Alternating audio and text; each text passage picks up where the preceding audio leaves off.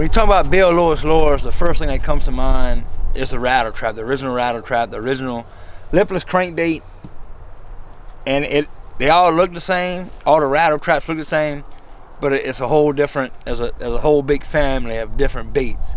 Starting with we'll start with probably the most common Rat-l-trap is just a 1/2 ounce traditional Rat-l-trap, loud BBs, and that traditional high-pitched Rat-l-trap sound. So moving to the next family member, I guess you could say, in the Rat-l-trap family, it's a little less traditional or going against the grain from what the original Rat-l-trap was, with the high pitch, high sound, high frequency, and that is the knocking trap. So what you got here is, instead of that high frequency BB rattle, you got one knocker in there just knocking. So the traditional sound's high pitch. This is a knocking sound, totally different sound, something just a little bit different after 50 years of that traditional high pitch. Just a trap that knocks. Same action, same Rat-l-trap wiggle, same Rat-l-trap fall, all the same thing, just a different sound. Moving further into the Rat-l-trap family, we're going with a stealth trap. So we started with the high frequency traditional sound, the BBs, high rattle, and the original trap. Then we went to the knocking trap, which has a knocking sound.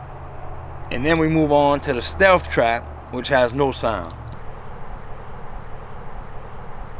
And the reason why this bait came about is we wanted the same Rat-l-trap swim, the same Rat-l-trap fall. We wanted the same Rat-l-trap as everything, but we just wanted no sound.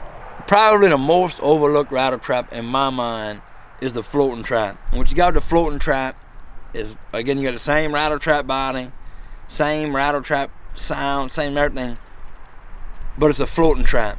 And what that lets you do is it lets you throw it in places that you normally wouldn't throw a Rat-l-trap. You can either reel it real high and keep it up, or if you reel it like a traditional trap, you're looking at it's not going real deep. You're looking at a couple inches, maybe 6 inches or so.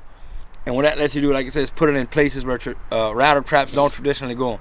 You're catching all kind of fish on Rat-l-traps. Everything from brim and sockeye on 1/8 ounce traps to bass and speckled trout redfish on a 1/2 ounce and 3/4. And you're looking at 1 ounce of mag traps, catching offshore fish in Gulf of Mexico fishing rigs. So one thing we do know since 1964 is Rat-l-trap catches fish. You just got to find the one that fits your situation, find the right color, go fishing and catch some fish.